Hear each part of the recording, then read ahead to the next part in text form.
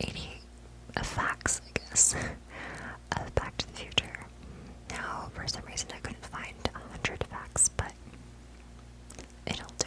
And these facts I'm getting are denofgeek.com. I don't know if they're 100% correct, but it's fun either way. Also, thank you so much to those who have recently subscribed. It means so much to me, the amount of support and the comments. I just love you all. Thank you, thank you, thank you so damn much. You make my day. You guys are amazing. Thank you. So, without further ado, let's get into it. Number 1, The Doc's Clocks. As the first film opens and we pan across Doc Brown's incredibly assertive clocks, all perfectly synchronized to be exactly 25 minutes slow, the eagle-eyed may notice that one of the clock's features a man hanging from its hands. It's actually silent comedy star Harold Lloyd, dangling from a clock in perhaps his most famous turn in 1923's Safety Last. Aside from being a cool little nod to a past movie, it also prefigures a later scene in which the Doc hangs from the Hill Valley clock in near identical fashion. Number 2, The Doc's Clocks. Of course, as well as giving us the opportunity to glimpse into the Doc's clearly fractured psyche, the clock sequence serves another purpose. It's an obvious homage to the 1960 classic The Time Machine, which also opened with a montage of shots of different types of clocks ticking. Number 3, Statler Toyota. As the radio clicks on, we get our first reference to Statler Toyota, a car dealership that will later be seen in Hill Valley's main square. There's a Statler dealership in every iteration of Hill Valley. They're Honest Joe Statler's Fine Horses in 1885, Statler Studebaker in 1955, and Statler Pontiac in 2015. And so this is basically our first example of the trilogy starting a running gag. Number 4, a fairly blatant nod here, although easy to miss if you don't know what it means. The sticker on the app Marty plugs into reads CRM 114. This is the name of a device from Stanley Kubrick's Dr. Strangelove, and was also reused by Kubrick in A Clockwork Orange and Eyes Wide Shut. It's one of those codes that has cropped up in various places as a geeky nod ever since, from Star Trek Deep Space Nine to Men in Black 3. Number 5, Art and Revolution. The badge that Marty wears on his denim jacket reads Art and Revolution, and the black and red design suggests that it's somehow connected to an exhibition of Soviet art and design that took place at London's Hayward Gallery in 1971. We don't think there's any deliberate reference on the part of the filmmakers. They just probably had it lying somewhere. It's just pretty neat. Number 6, The Doc's House. It's not immediately apparent at this point in the film, but check out the number at the front of the Doc's shack, 1646. Later in the film, we'll discover that this building is actually the garage of the Doc's original mansion, located at 1640, which a newspaper article in the opening scene told us had been burned down and the land sold off, to be replaced with the Burger King that we see as Marty skates off. Number 7, Used Cars. This may not be a deliberate reference, but we pass by a recently prominent sign that reads Used Cars as Marty hitches a ride to school on a skateboard. That happens to be the name of a 1980 film by the Back to the Future team of Robert Zemeckis and Bob Gale. Given that it's part of the specifically constructed Hill Valley squares, that it's not unreasonable to suggest that it was put there on purpose. Number 8, Huey Lewis. Huey, Power of Love Lewis, with the megaphone judging Marty's band, the Pinheads, as being too damn loud to perform at the school dance. A line that Lewis himself suggested, a bit harsh given that it's his song they're covering. Number 9, Crew Shoutout. Number 1, as Marty and Jennifer cross the square after his failed audition, the license plate on a green car that they walk past reads For Mary, rather than being a precognitive reference to the third film's casting of Mary Steenburgen. It's actually apparently a nod to Mary Radford, who was the PA to the film's second unit director, Frank Marshall. Number 10, Save the Clock Tower. When the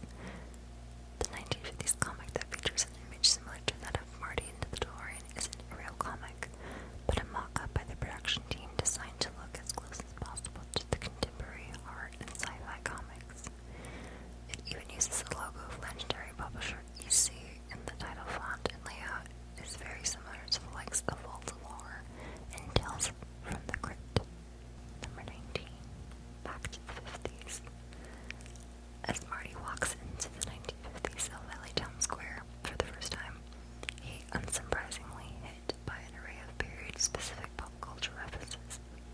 Cattle Queen of Montana is a genuine 1954 film starring Barbara Stanwyck and Ronald Reagan, neatly prefiguring the reference to the future president a few scenes later in The Ballad of Davy Crockett and 16 Tons, were both hits in 1955. Mr. Sandman, meanwhile, had first charted in 1954.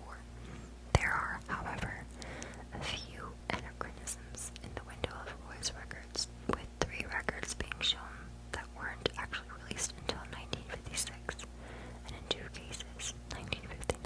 Number 20, 1640, Riverside Drive.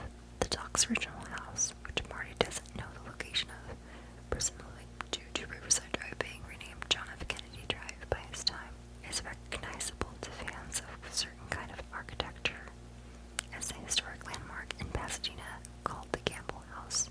It was designed by the architects Green and Green and is a prime example of the arts and crafts movement. Number 21. I don't know if I could take that kind of rejection. These words spoken by George to Marty are of course a reflection of Marty saying much the same thing to Jennifer earlier in the film. It's the first but not the last example of a phrase passing from one McFly generation to another. Number 22. Crew Shoutout Number 2. Another reference to one of the crew as a poster on the wall of the high school reads, Ron Woodward for senior class president. Ronald T. Woodward was the film's key grip and had also worked with Zemeckis on Romancing the Stone. Number 23. Science Fiction Theater. George McFly's favorite TV program was indeed a real show, and did actually broadcast an episode on November 12, 1955. It was an anthology sci-fi series, and the episode George missed by going to the dance and kissing Lorraine Baines will have been The Hastings Secret, in which, according to Wikipedia, a scientist discovers a species of termites that consume minerals instead of wood. He probably made the right choice. Number 24. Darth Vader from the planet Vulcan. In the longer, deleted version of the scene, Marty also makes reference to George having caused a rift in the space-time continuum, and to the Supreme Klingon. In an earlier script draft, he goes even further, saying, This is no dream. You are having a close encounter of the third kind. You have reached the outer limits of the Twilight Zone. Number 25. Edward Van Halen. It's also worth noting that the cassette tape Marty uses to disorient George. It's clear to see that the name Edward has been hastily added to Van Halen. This is because the band Van Halen wouldn't allow their name or music to be used in the film. But Eddie himself agreed and created the guitar noise, although he would go uncredited until admitting years later that it was him. Number 26. The Doc's Bribe. It's a subtle reference. A longer version of the scene, ultimately cut down, would have made it more explicit. But when the street cop asks the Doc if he has a permit for the weather equipment under the tarp, he starts rummaging in his wallet. Number 27. Guitar Heroes. Again, obviously we all know that Marvin's on the phone to his cousin Chuck Berry, who wrote and recorded Johnny B. Good 3 years after hearing it played by Marty. That's not Michael J. Fox singing, by the way, but a vocalist called Mark Campbell. But in case you missed any of them, Marty also plays tribute to Pete Townsend kicking the amp, Angus Young of AC/DC lying on his back, Jimi Hendrix guitar behind the head, and the aforementioned Eddie Van Halen, the taping guitar technique. Number 28. The Atomic Kid. Just as Marty makes his journey back to 1985, Hill Valley's other cinema is showing a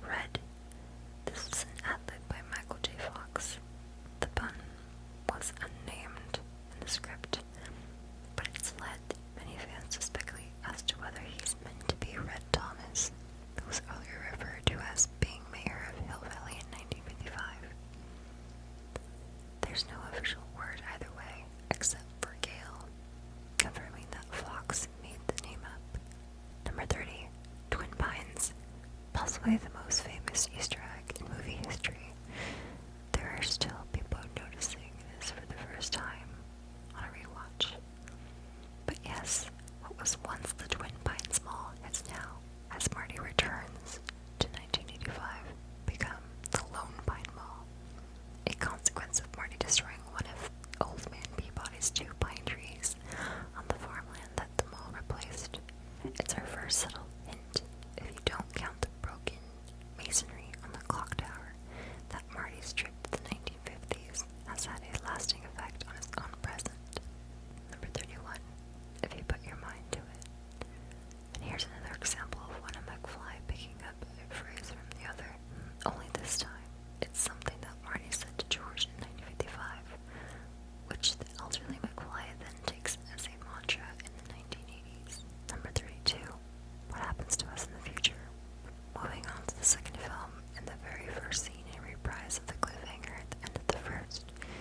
Even though at the time the original was made, no sequels were actually planned, and the final scene of the DeLorean flying off was simply intended as an utterly triumphant ending. The replacement of Claudia Wells with Elizabeth Shue as Jennifer, with the former unable to return for family reasons. However, necessitated a re-recording of that scene. Number 33, the Goldie Wilsons. As the DeLorean arrives in 2015, the sign of Hill Valley indicates that the mayor of Goldie Wilson Jr., presumably the son of the mayor in Marty's time, and diner sweep in 1955. But he's not the only member of the family around. There's also an advert for Goldie Wilson III, lover conversions. Number 34, Jaws 19. The other most obvious reference in the 2015 town square is the holographic ad for Jaws 19. By the time Part 2 was released in 1989, there had already been 4 Jaws films, so maybe it was unreasonable to suggest that there might be a further 14 in the 26 years that followed. Number 35, Blast from the Past. The antique store from which Marty buys the Grape Sports Almanac is probably the purest, most concentrated burst of Easter egg referencing in the entire trilogy. Number 36, Cafe 80s. Yet more in the way of 80s pop culture references litter the 2015 version of Lou's Diner, with Michael Jackson's Beat It playing as Marty walks in, and Max Headroom-style CGI waiters in the forms of Jackson, Ronald Reagan, and perhaps somewhat controversially, Ayatollah Khomeini, who died a few months before the film was released. There are several 1980s TV shows playing: Taxi, Oprah, Family Ties, The Smurfs, and 2 1980s arcade machines, of which more shortly. Number 37, Lou's Gym. A more subtle reference, perhaps, is the fact that there are a couple of 80s aerobics machines in there, and not just to the decade's fitness trend, but also to the fact that the venue was a gym back in 1985. Number 38, Wild Gunman. Aside from the obvious Pac-Man machine, the other arcade game in Cafe 80s is Wild Gunman. The video game version was never actually released in arcades. It started life as an electromechanical game in Japan in the 1970s, before it being updated for Nintendo's home console in the early 80s. The cabinet scene in Back to the Future Part 2, therefore, was made specifically for the film, not just to allow Marty to demonstrate his shooting skills, but also a subtle reference to Buford Tannen in the third film, who shared the nickname Mad Dog with the game's lead character. Number 39. Yep, that's Elijah Wood, as one of the kids Marty encounters at the Wild Gunman machine. Number 40, Cubs win World Series. There are 2 jokes in here. Firstly is the fact that the Chicago Cubs had last won a World Series in 1907 and finally broke their drought in 2016. And secondly, they're supposed to have a defeated team from Miami, but there wasn't one of those in 1989. There is now a Miami team. They formed as the Florida Marlins in 1983 and became the Miami Marlins in 2012. But anyone hoping for a bit of Back to the Future prediction would be better advised to watch out for hoverboards.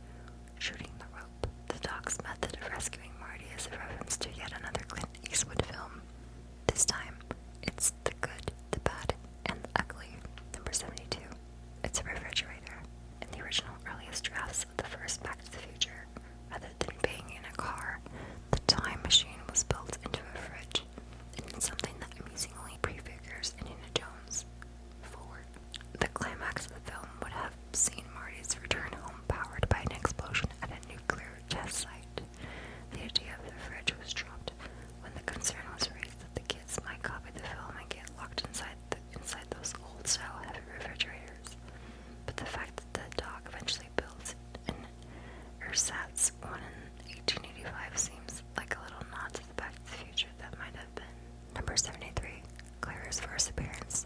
Two nice little background nods here. Firstly, in advance of her first actual appearance in the story, Mary Steenburgen as Clara Clayton can actually be seen standing waiting to be picked up as Marty and the dog look at the map of the very ravine that will later, in the original timeline at least, bear her name. Number 74, the clock arrives. At the same time, the famous Hill Valley clock is being unloaded from the train, evidently being delivered in advance of the opening ceremony later that week. Number 75, history repeating itself. Just as in the first film, a scene in which the doc demonstrates a plan to get the DeLorean traveling in time with assistance of an elaborate model is following by the arrival of a woman who was romantically interested in one of the pair. In the original film, it's Lorraine visiting Marty, while in part 3, it's Clara to see the doc. Number 76, ZZ Top. In case you somehow missed them, the Beards are something of a clue. That's ZZ Top playing at the festival.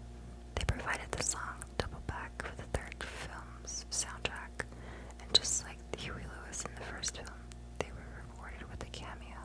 Number 77, Frisbee Far Out. Marty here notices the name of the Frisbee, an actual pie company, and presumably thinks it's just a coincidence that the name of the flat tray is similar to Frisbee, the flying disc. Of course, the two are actually linked. The pie company gave the colloquial name to the disc throwing game before the Whammo company trademarked the slightly altered Frisbee in the 1950s. Number 78, My Darling Clementine. The doc stands with Clara is a nod to yet another John Ford film, My Darling Clementine, which also, coincidentally enough, features a character named Doc. Number 79, The Doc's Clock, Part 3. The sequence in which Marty awakes the morning after the town festival is, of course, a deliberate merit, not just to the opening of the first film, with its pan across from a clock to an elaborate automated machine the Doc has invented to perform an everyday task, but at the beginning of the third too. This completes a set. We've now seen the morning clock routine in all 3 of the houses in which the Doc is shown to live across the trilogy. Number 80, You're Talking to Me. When Marty's in front of the mirror, he's paying homage to Taxi Driver and the Dirty Harry series, specifically Sudden Impact. Number 81, The Hole in Doc Brown's Hat. It's a small detail, but a nice touch, that rather than buying a new hat after having it shot off his head by Buford, he just continues to wear it, bullet hole and all. Number 82, Great Scott. I know this is heavy. This reversal of the Doc and Marty's recurring catchphrases, a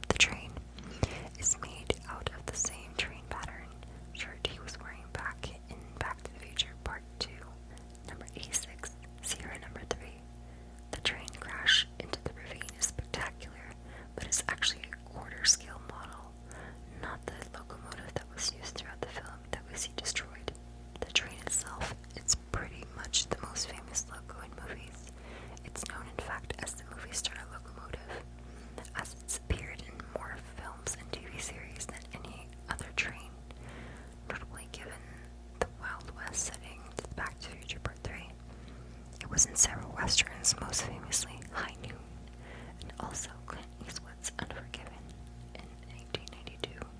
Number 87, Eastwood Ravine.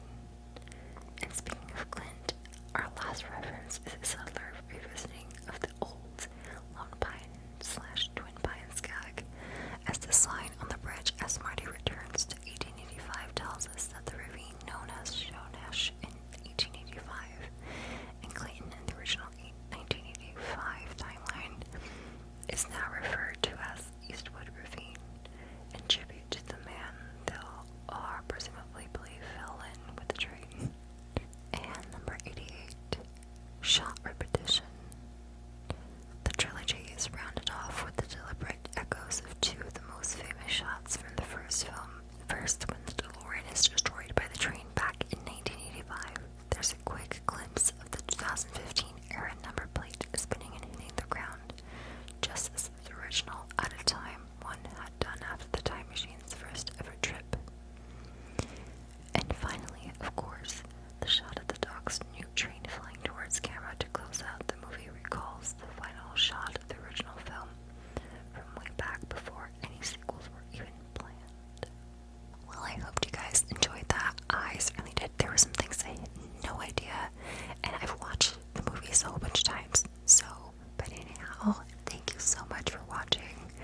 I really enjoyed these facts, and just having to read like behind the scenes stuff, which I love always, especially one that holds a place in my heart. Of course, more facts videos are coming soon, so I will never get tired of making these. I think I just love them so damn much. But yeah, thank you so much for watching. If you haven't subscribed,